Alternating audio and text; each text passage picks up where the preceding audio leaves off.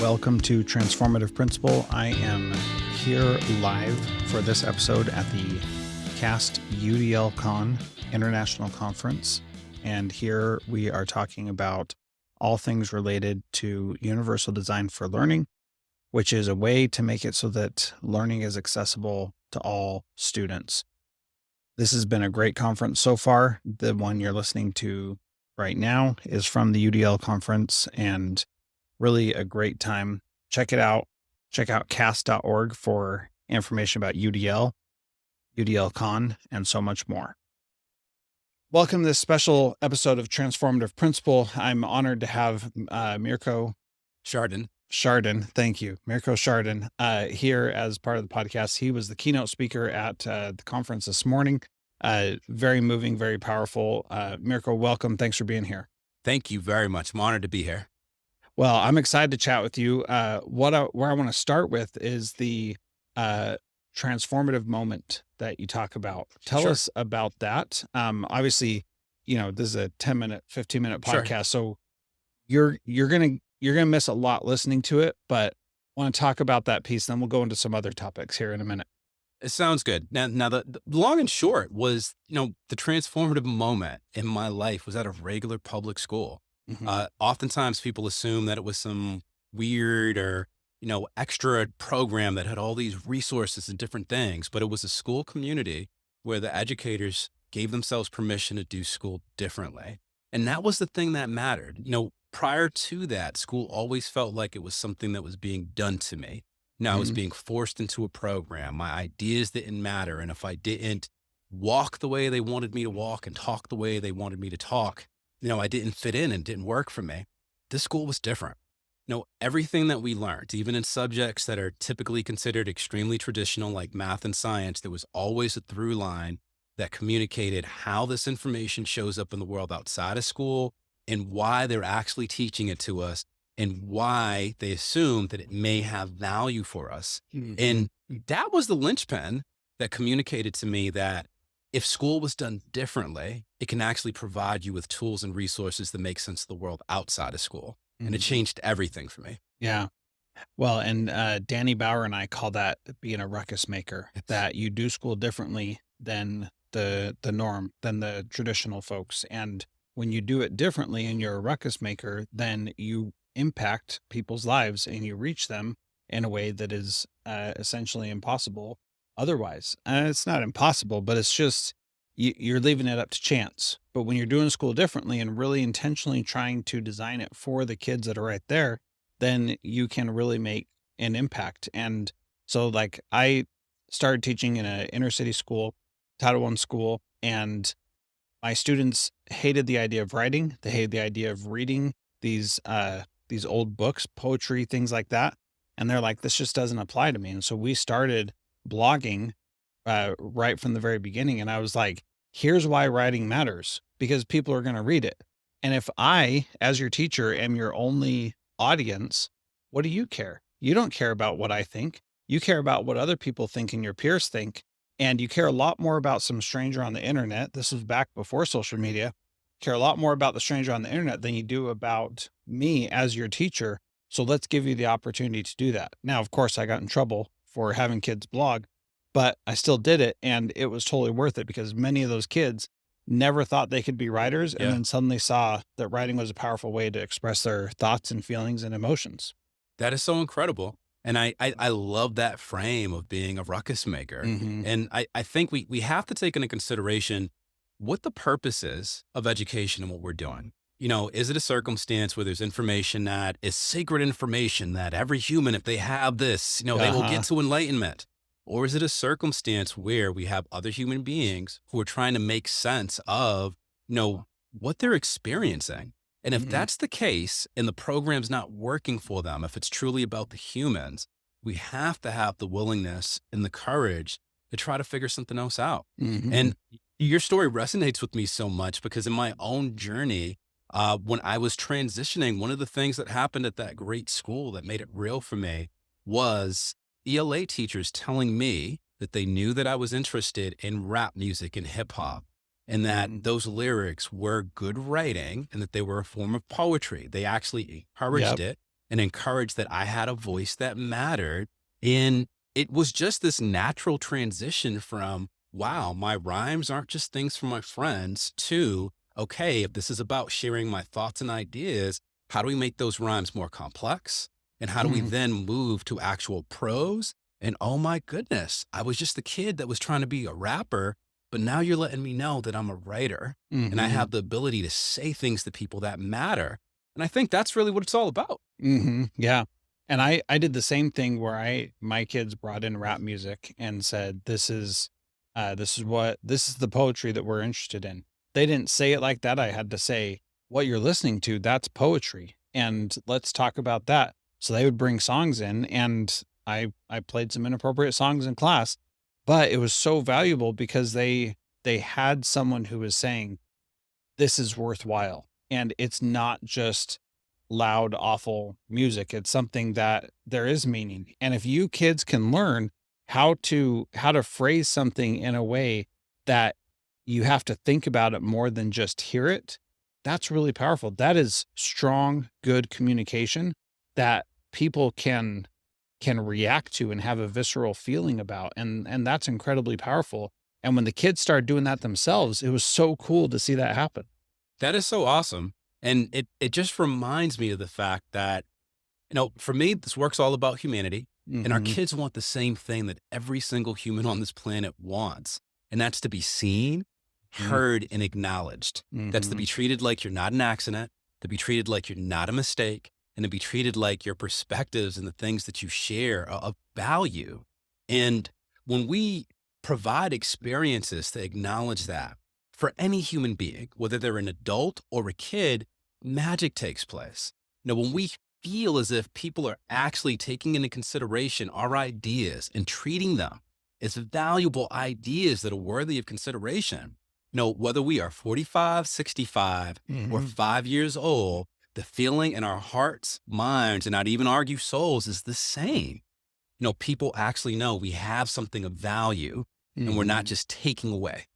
Yeah. You said something in your keynote this morning that really highlights that you felt like you were trusted with certain information, responsibilities, and whatever else when you were a young kid. And everybody can think back to that time when they first felt like, and I don't want to say felt like an adult or felt like a peer, but felt respected and heard, like what they had to say matters. And when when that happens, one of the things that the uh, psychologist Alfred Adler talks about is that when you praise someone, you put yourself on a different level than them. By giving praise, you say, "I'm better than you, and I need to give you this praise," Yeah. which is like, "Good job doing X, Y, or Z." And he says the way to do that better is to express gratitude. And so I've been trying that with my kids, and my daughter wants to be a writer and she's started a blog and I've helped her do that. And so I've started saying, "Thank you for sharing these experiences. Thank you for writing this. Thank you for these kinds of things."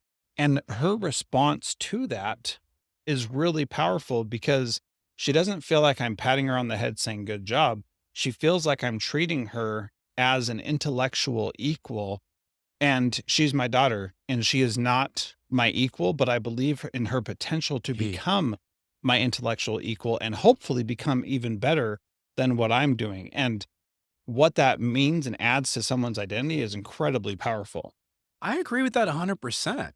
And I bring that back to, it's a scary notion and it's something that adults don't always take into consideration when we look at the next generation. But it's the fact that they are going to be the ones making decisions for us, Right. that they, in fact, will inherit this world that we live in. And whatever it is that we fuss about isn't even for us to experience the outcomes. Mhm. It's really going to be things that are laid at the feet of the next generation. And if we take that into consideration, we've realized that they not only have a stake in it, their voices need to be part of the process because unless we discover the fountain of youth, often much more quickly than we could ever imagine, these young people grow up and they Mm. take their place in the world and they vote and they make decisions and they get leadership jobs and they change policy. And, again, they're the ones who are going to be the movers and shakers and decision makers in our very own lifetimes for us. And it's a scary thing to wrestle with. But I think if we're mindful of that, it gives us permission to acknowledge the fact Yeah. that we have to, prepare them for this role that they're stepping into. And particularly, or I say this with a smile, I'll own it as Mirko. And particularly, if we want to age and not have a tremendous sense of anxiety that the next generation doesn't have it and things are going to fall apart. Sometimes I think when we profess that, it's a little self confession Hmm. that we know that we haven't authentically prepared them. And that's why we have the anxiety. Hmm. Not that the world is messy, because we grew up in a messy world, we live in a messy world, but it's that internal acknowledgement that we haven't done what we needed to do when we were with them to set them up for success. Yeah. And, my mission is ensuring that that is not the case, Hmm. ensuring that whatever decisions our young people make, that they feel that they've been prepared for them and that they feel as if they know that that's what this life journey is about. Stepping into a place where they'll be making decisions for their lives and the lives of those that they care about and the lives of Hmm. those individuals that they impact, whether intentionally or unintentionally along the way. And that perspective is so powerful because the the kids are going to grow up eventually. They're going to make the decisions eventually anyway. If we teach them, help them experience it, and help them learn from maybe making some bad decisions, but making sure they know that they're owning it rather than rebelling against us, or which is what I did as a teenager. I just rebelled against anybody I could. You say I need to do this, well, I'm going to do the opposite, and when we give them the opportunity to make some choices of their own, they inevitably, because I believe in the good nature of human beings, they choose the better path. They choose the best choices. At least the best choices they know how to, and we can trust them to do that. And when they don't, then we can talk about it. But it's a lot different saying you disobeyed me than it is saying you made a choice and it didn't work out. How do you feel about that? And what are you going to do differently? I agree with that 100%. And I always chuckle in my mind when our profession in the world of education, where we don't embrace what's kind of become the calling card of the world of, entrepreneurs and innovation outside of the world of education, which Mhm. is the notion of failing forward, Mhm. that, it's not a finite thing. It's never a one and done. And one of the most powerful experiences you can have is learning what doesn't work so that you have an opportunity to move in a different direction. And it's fascinating for me because as we think about young people and the work of supporting young people, it hasn't been normalized that that same thinking that we idolize when we think about these really successful entrepreneurs who've made all of this money, the fact that they normalize we fail forward. We Mhm. take chances, we learn from mistakes, and we realize that those mistakes are powerful lessons that push us forward. Even some of the sports personalities that our young people idolize, it's pretty typical in their speak. Although, as educators, we don't always take the gift of saying, hey, someone like LeBron James, who's this huge success, he has these really great stats of points and shots that he's made, but he also has stats of shots that didn't land. And, the fact that it hasn't been all about him or any successful athlete getting to this dynamic place of success due to perfection, Uh-huh. but due to their willingness to continue pushing at it. And particularly when they have these heartbreaking moments where things don't work out that they believe should. I feel like if we make that our rallying cry, it takes pressure off of us and it takes pressure off of our young people and really embraces this idea of being a lifelong learner. Because if you're a lifelong learner, it's not just learning about the things you want to learn about.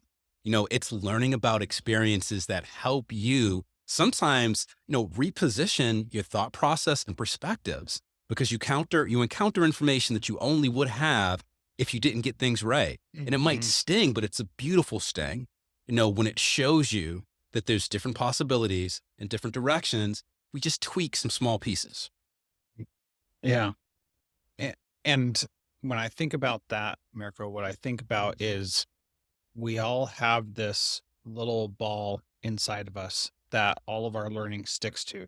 And that ball becomes misshapen, distorted, all that stuff. And that's what the beauty of who we are each individually is. And we all have different experiences and different things that happen that make us who we are. And those things, when given the opportunity, can define us in a really positive, healthy way, even if they were exceptionally negative, even if they were really bad. And people would look at that and say, oh, that's horrible. You went through that.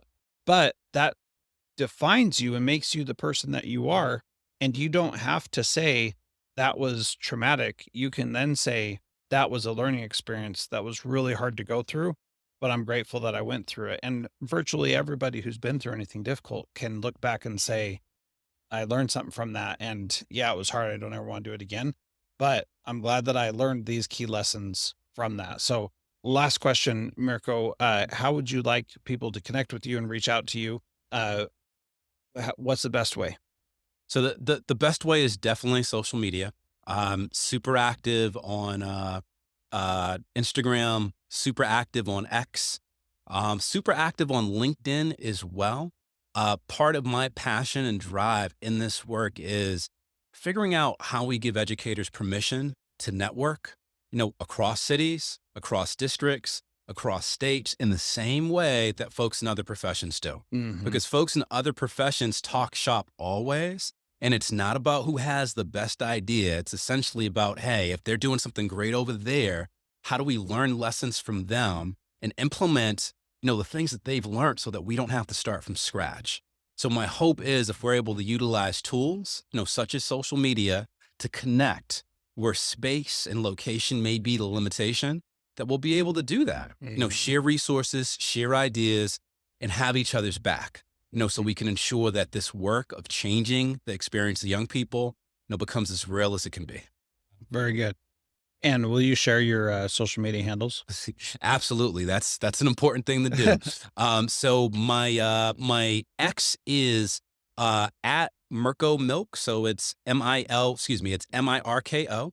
My Instagram is actually the opposite of that.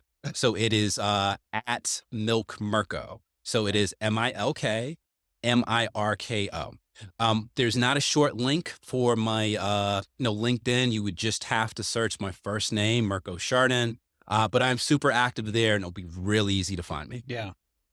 And there's not a lot of Mirkos in most of our circles. So that helps also. Jethro is a unique name also, and I benefit greatly from that. So Mirko, this was awesome. Thank you so much for your time. Thanks for being here at UDL Con and sharing your wisdom and experiences with us. Thank you very much. It was an honor.